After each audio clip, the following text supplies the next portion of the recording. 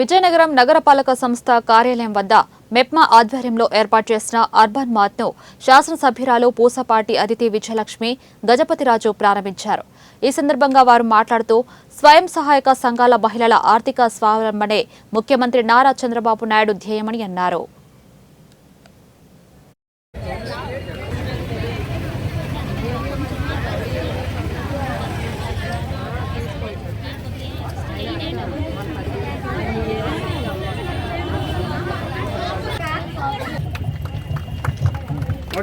గౌరవ శాసనసభ్యులు గారు మెప్మా మార్కెట్ని ప్రారంభించారు.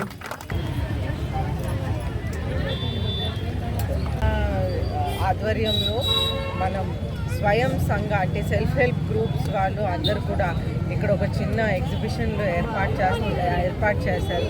అయితే ఒక నెలకి 2 సార్లు ఈ ఎగ్జిబిషన్స్ అనేది ఏర్పాటు చేస్తూ ఉంటే వాళ్ళ ప్రోడక్ట్స్ ఏమైతే చేస్తారో అది మార్కెట్కి అందుతుందని ఉద్దేశంతో ఇది చేశారు.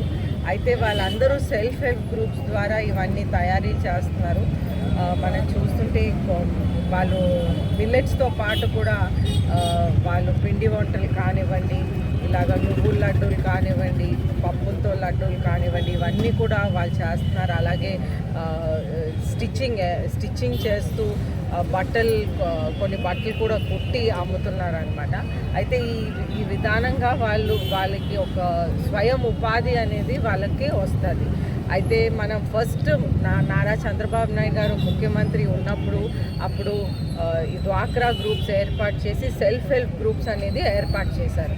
అలాగే మెప్మా కూడా 2004 నుంచి ఏర్పాటు చేసి వాళ్ళు ప్రోడక్ట్స్ అంటే